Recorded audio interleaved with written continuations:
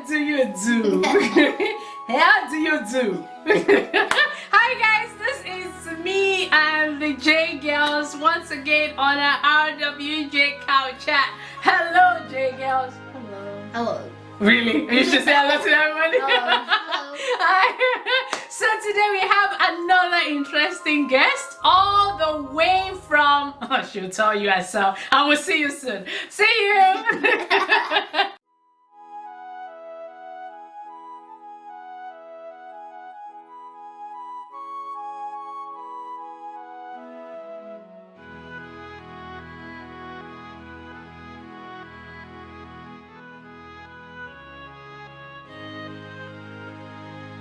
We are back. Hi. So we have a very interesting guest today. She's good. Even the Jgirls doesn't know where she's coming from or where she's been. It's only me that know her. So, Hannah. And so we want her to introduce herself to the Jgirls and to our friends at home. Hello, Jgirls. Hello, friends at home. My name is Rantalice Faloy, popularly known as Rantalice Faloy on Facebook. I'm a Nigerian, but currently I'm speaking to you from Syracuse, New York, United States of America. We're here with you this afternoon. Little J said, God bless cool.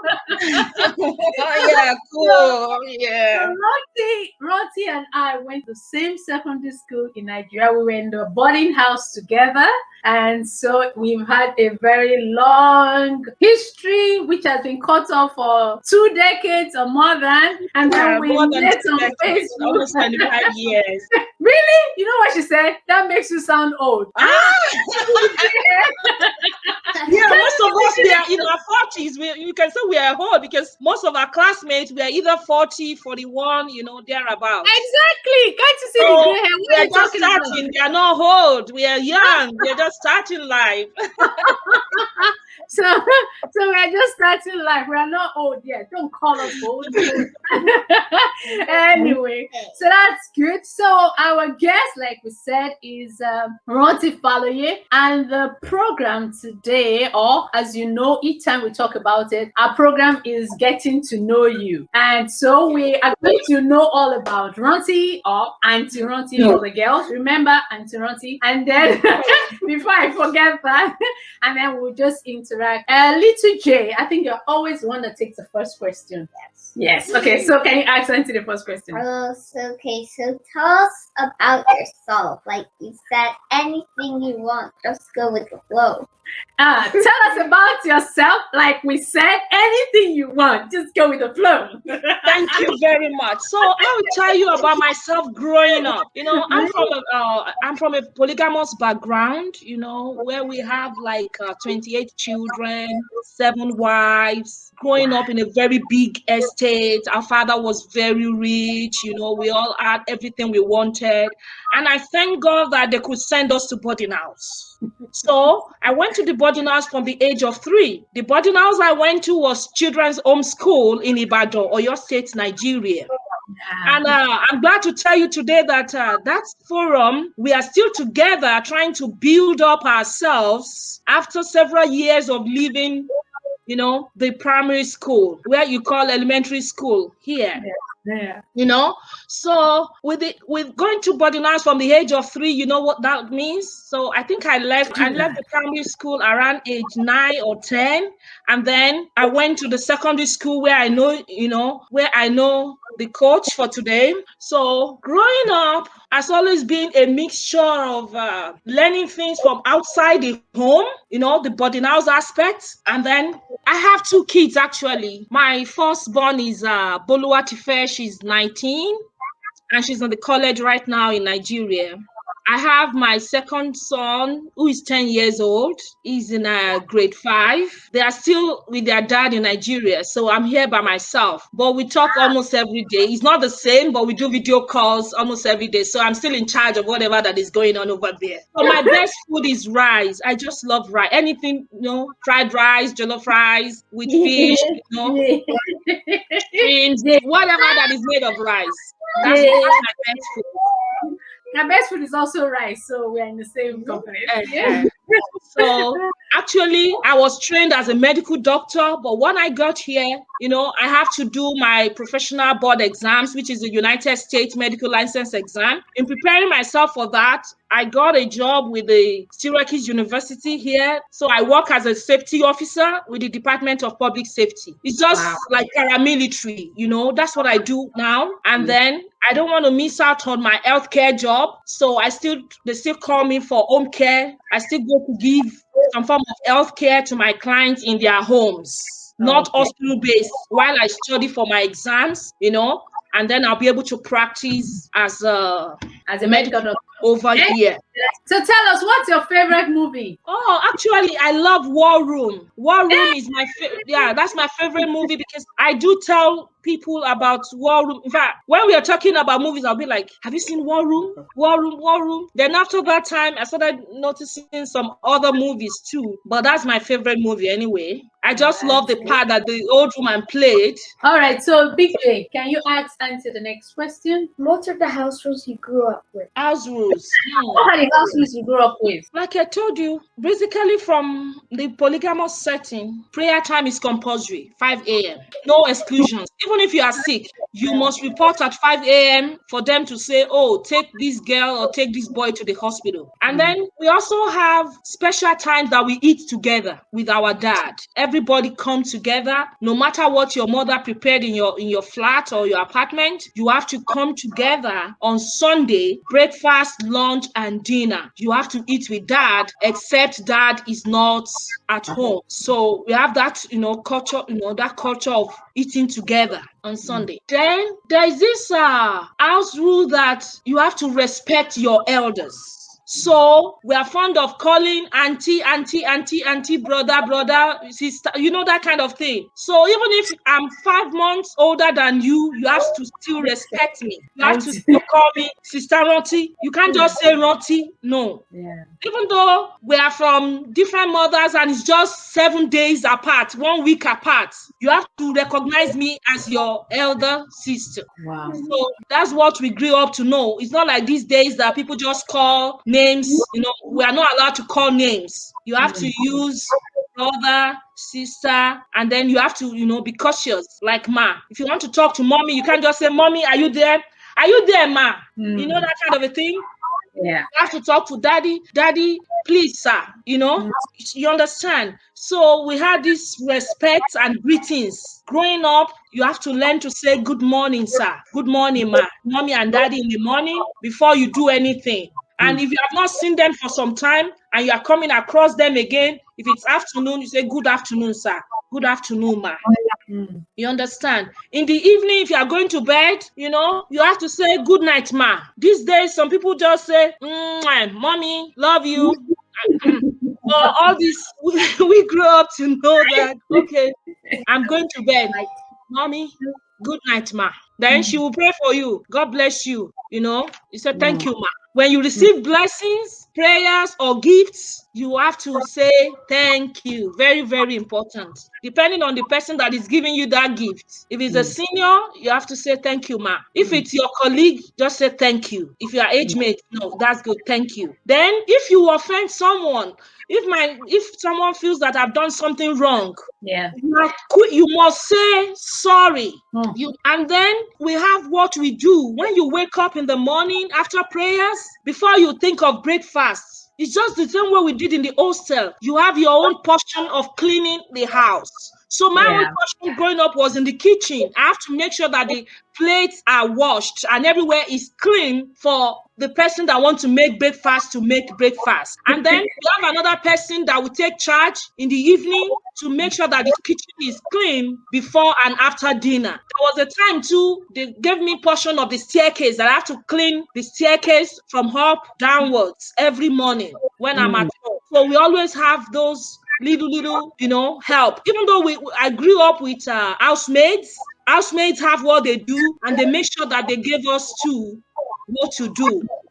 From certain age to certain age, you have what you do. It's only our seniors, they don't do anything. Once you are 18 and above, then they exclude you from all those house chores.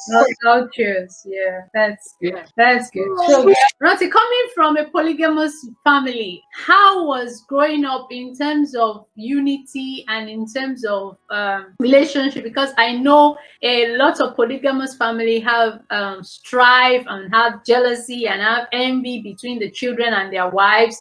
How did that work growing up? Because growing up, I can say confidently that our daddy really tried. In fact, people ask me, how did we do it?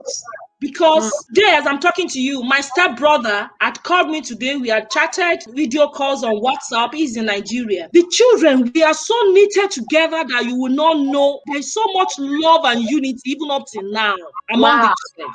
Because daddy used to tell us, don't listen to your mother in times of strife, jealousy, all those. Daddy will give us scenarios. He will tell us that, see, he has made a mistake by having 7 wives. But children, you don't go and make a mistake and marry even 2 wives. Wow. You must marry just 1 wife. Daddy will tell us. He used to tell us the situation that led to the 7 wives. He said he didn't want it to be like that. Some of them, because he was very rich, forced their ways into the home. You understand? So I can tell you that there is so much love growing up, because even in children's home school that we were 6 that went to that school, nobody knew my mom, nobody knew stepmothers. They always think it's only one mom that gave back to us. Wow. That's how we grew up, because you will not know the difference. Daddy really tried. I love that.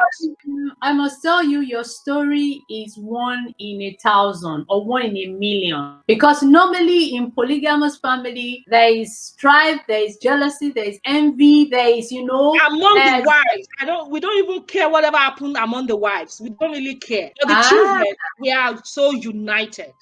Even here in America, my stepsister, who lives here in Pennsylvania, like 4 hours away from me, the role that she plays in my life when I first got here, people thought we are immediate sisters. Wow. Yes. See that? Meanwhile, my own sister is already late, is with the Lord. You understand? The one from my own mother. But then she stepped in and she fit in. So nobody, if I don't tell you my family background, you would think all this, my brother, my sister, they are my blood. No, they are not from my mother. They are step. But I don't call them step. I still call them brother, sister. I'm really blown away, because that is not the normal thing. And so I think one of the questions I just have at the back of the house rules you grew up with was, how did these house rules, how did they influence you as an adult now? How it influenced me. Yeah.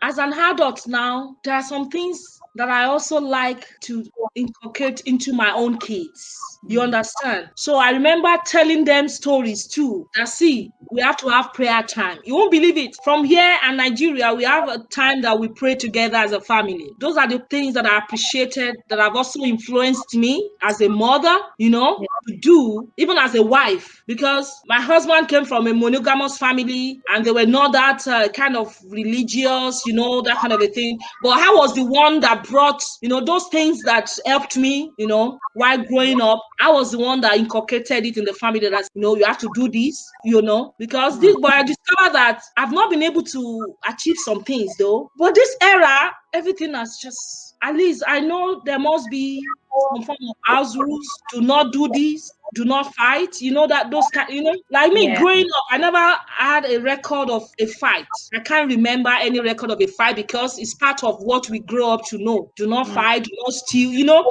you cannot fight. No. If anybody does anything to you, you have to report. You cannot fight.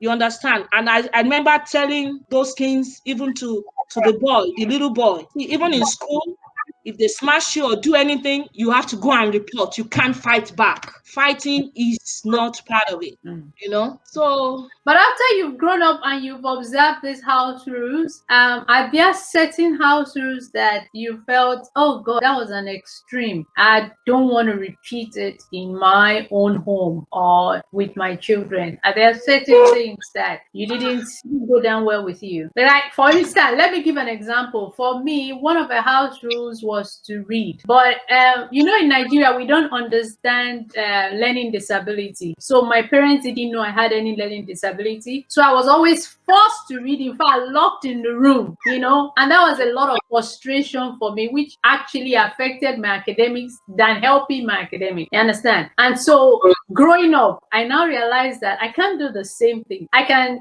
encourage them. I can tell them. I can be strict about it, but I don't think I can go to the extent of which my dad did. So are there things that were like that growing up for you that... I think I even forgot to mention the aspect of reading. You have to read, and then we always have some of the boarding house, but we always have teachers. We always have home lessons, like from let's say like 9 a.m. you are at the lesson till like 2 p.m. You understand? Constant teachers. They don't readily change them so that you can do your homework, whatever you feel you have problems with in school, you just bring it out. In fact, the first thing that the teacher will say the first day after returning from school is, let me see your schoolwork. How did you perform? He's going to look at your report sheets and see the subjects that you really need help with. So we were made to do that. You have to study whether you like it or not. You have to study. The holiday is not just for eating and praying and then going out. No, I miss that out. And if you are slow in learning, we had two of my brothers like that they have to give extension time because they were not really performing well in school. So when we are eating lunch and we are playing, they are made to stay longer with the teacher till evening time. They just had a short break to go and eat and then they return back to class. That is to show you that, this one, their performance isn't too good in school, so they have to learn more at home. Yeah. Well, let me see. What is it that I didn't really... I'm sorry. I can't remember if there's anything I wasn't too comfortable with, except for my brothers. And, I had a brother that time that's always knocking me on my head. You understand? The issue of respect, you understand? Some of our seniors took it the other way around. Yeah. I don't know if you understand it. Yeah. So they always expect too much from you. I think that's the aspect that I wasn't too comfortable with. They expect too much respect that if you just say, Brad Sunday, can you please, you asking me to do this? A lot of headache, and then I will cry, and then I will hide myself in the room. I will not want to come out. And then when I'm telling my mom, he says, see what Brad Sunday did to me today. So what am I going to do with this? Because he's grown up. What am I going to do? Oh, sorry, my baby. Sorry, my dear. I only take sorry. They're not going to beat him back. So that was the only because you are older than like this. There was a long gap between me and him, and then he just used it over. In fact, he cheats me a lot. He beats me anyhow. For these two girls, there are 4 years between them, and sometimes it's frustrating watching the older one treat the younger one like, you need to respect me. You need to. And I'm talking to them. I was like, what is this drama? They will just wake up. Even the junior one, even her mouth, you'll be like, when we're growing up, junior ones don't talk like this. Like,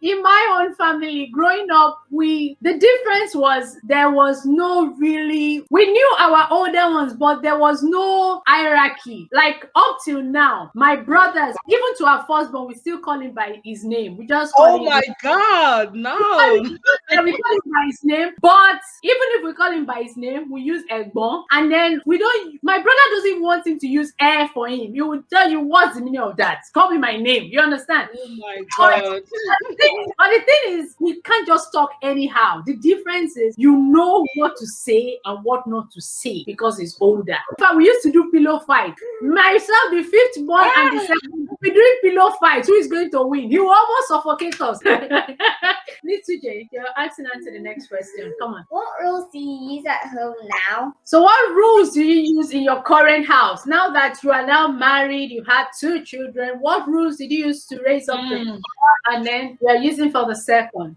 Yeah, I think things are similar, except that I don't have control over what they can watch. Yeah. That's just my problem. We still have prayer time. We still say, do not fight. You have to respect. Like you can see, there's almost 9 years gap between the first and the second. So I always make the younger one to be like, see, you have to respect her. You have to, You don't talk to her anyhow, even though she doesn't like to be called sister. There was meaning of that. Call me Bolu. That's what she does. Exactly.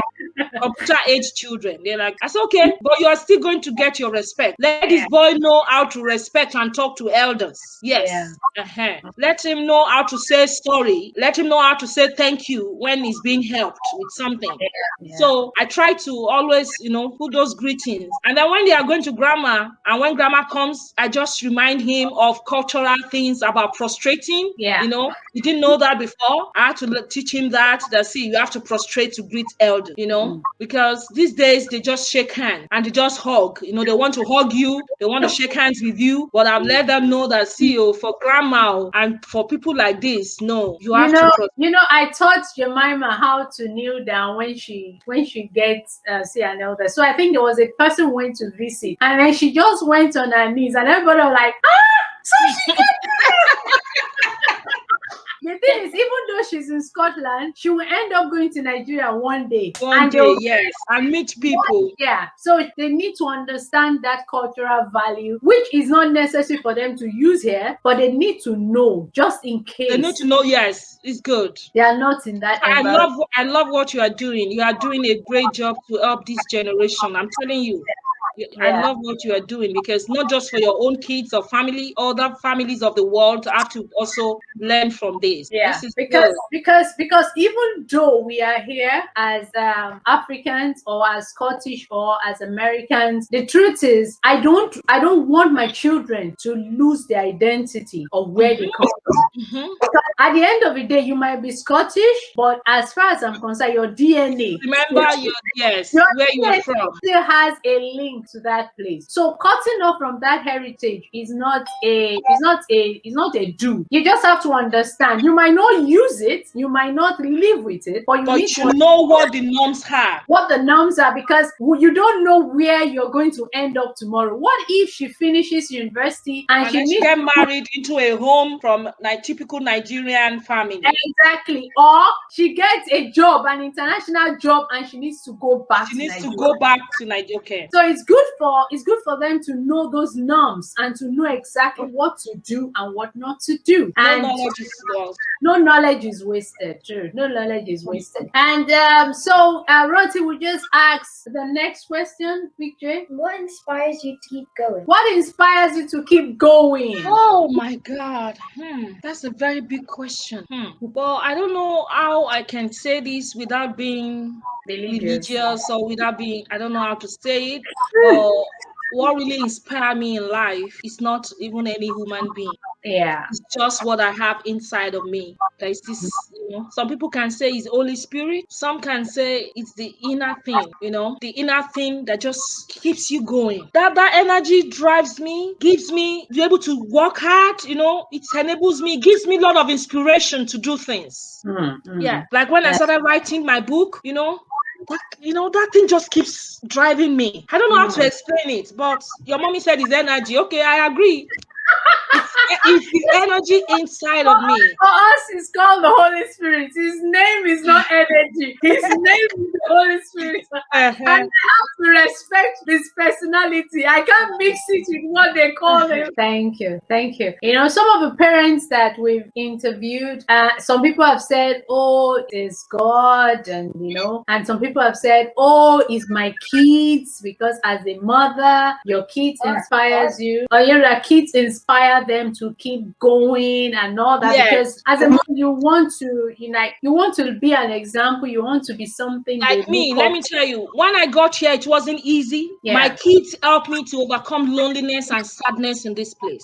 That's the power of kids. So like you say, the kids help a mother to, because when you are looking at them, when they're asking you for something and you are giving it to them, you understand. And then when you think they are not helping, I'm telling you, they are really helping. These days, I don't talk about loneliness again. No. Anytime I'm feeling lonely, I just engage my kid on the video. Yes. If the other one is busy in class or is busy somewhere, I get the younger one. So tell us about your hero. my hero is in heaven, but I have to tell you about her. She is my sister. I'm the last born of my mom. Yeah. My hero was Reverend Mrs. Oluyemisi Babajide, because actually everything that I became in life, you know, she was there as a mother. People thought my mother was my grandmother. Wow. Growing up, nobody knew my mom. Wow. Most people, they'll be like, how is that your sister? Very close people to me, they are the ones that know that she's a sister, not a mother. Wow. Because I was just 4 years older than our first child when she took me in as her own. I didn't really appreciate most of the things she did until when she died. I found out that she was the only one that truly understood me. And then we were like soulmates. Even that time when she was in New Jersey and I was in Nigeria, when she calls and we discuss things, they are similar. It's as if I've seen them happen before. So we were spiritually connected. And we were able to, you know, and she helped me a lot. What would I say? Is it an area of business, area of family, area of kids, finances?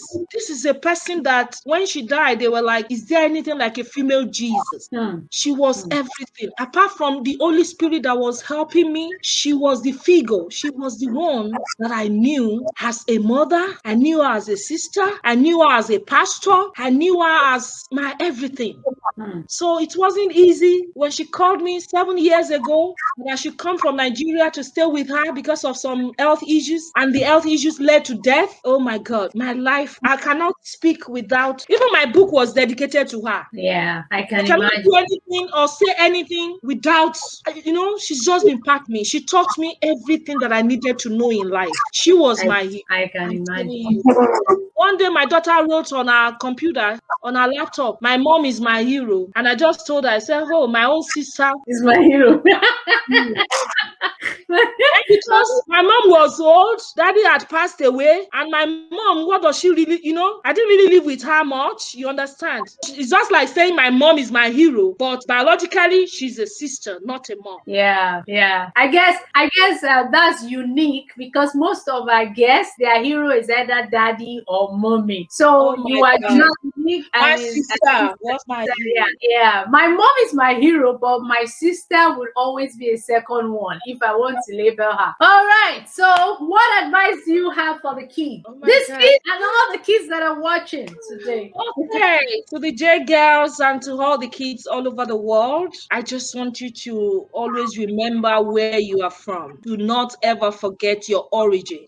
Just like a plant, you know, your foundation is your origin, is your home, is where you are coming from. Do not forget your fatherland. And all the norms we have been talking about, respect yourself, respect others, learn those norms of saying sorry when you are to say sorry. Learn to say thank you when you are to say thank you. Do not answer questions with questions, especially when mom or dad is speaking or an elder. Yeah. Yes, I noticed that these days, but I want to tell you kids, as you're growing up, remember that someday you too, you become a mother, you become a father. So whatever you don't want your kids to do to you, do not do it to your mom or your dad, okay? Most kids think that moms are super moms, super dads, and then you can just do anything anyhow to them. No, you have to show them respect. You understand? All these things, let it begin at home. Let all the respect, the greetings, everything you want to learn in life, let your charity begins at home. Practice the love you want to give to others. Practice it from your home. Like the senior sister, practice loving your younger sister. Practice loving your dad and your mom before you go out there to go love your neighbor who is not your family member. That's true. So it is easier said than done. Yeah. So kids all over the world, I pray for you to grow in wisdom, knowledge, and understanding. And then I pray that as parents, we will not mislead you, we will not misguide you. So do not forget what we have discussed today. Let the norms, the charity, the love, everything you want to give out, let it start from the home. Start with your sister, your brother, your mom, your dad, and then extend it to the outer world. Hey, thank you so much, Auntie Ronsi. Kids, can you please give me a summary? What is Auntie Ronsi passing to us today? Read your Bible.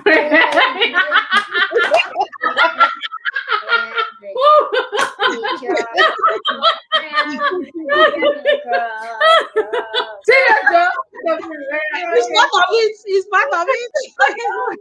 All right. So what are the things? What's the summary of the things things you told us today?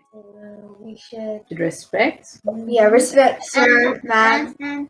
So whatever we want to do outside, we should start from The whole From the charity home. begins at charity begins at home. whatever you hear or something that's important that you should write down. So whatever you hear or is important, learn to write it down. Good, very Oh, important. you remember that? Yeah. Oh. So what else? Little J. Kids can be good Kids, encouragement. kids can be good encouragement. Kids can be an Encourage. inspiration. And little J, read your book, study. Little J, study, right? Because Auntie Ronti is a doctor. She's a medical doctor. She's in the armed forces. She was in charge of a medical center. She got to the peak of her career, right? I'm not joking now. Serious, girls. You sound so weird. Okay, so it's important, okay? Respect, appreciate each other, learn to love each other, mind what you say. It's important to say the right thing at the right time. What? Don't use your respect. Oh, don't overuse your respect. Don't overuse demanding for respect. I think you're talking to yourself, right? No. She's My brother did to me. talking to herself. No. Yeah. But at least it's good. It's good that she remembers that.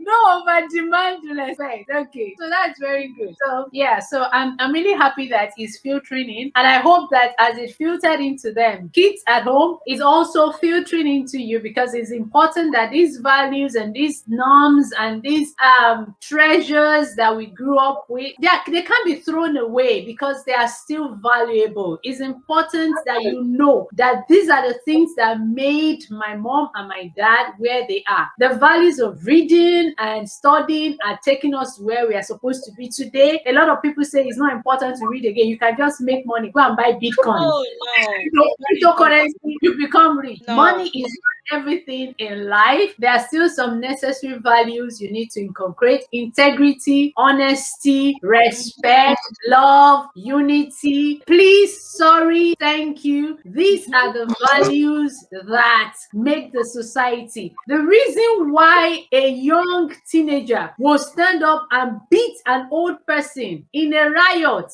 because there is lack of value, there is lack of respect, there is lack of the importance of life. People don't see the meaning to life anymore. And these are the things that I hope that kids will know: respect for life, respect for other individuals, respect for other people's opinion. You can have your opinion. I'm not stopping you from having your opinion, but you need to respect each other's opinion and don't override one person's opinion over another. That's just simple courtesy. Respect for each other. Respect for your identity. Don't throw away your identity. Oh, now I am in Scotland. I'm no more Nigerian, so I don't want to act like Nigerian. I don't want to eat Nigerian food. I don't want to drink Nigerian. No. So please understand that there is a need for you to respect your identity. If you lose that identity, you'll be in a limbo. There are a lot of children that are in a limbo. They can't fit into this way because these people can't accept you, and they can't fit into this way because they refuse to learn about them. So they are mixed up in their head, and they are just finding out who they are when they grow up, rather than just building yourself into it as you're growing up. Okay, before I talk another 1 hour, I better stop. Right. So thank you so much, Auntie Ronti. Do you have anything to Thank say? you.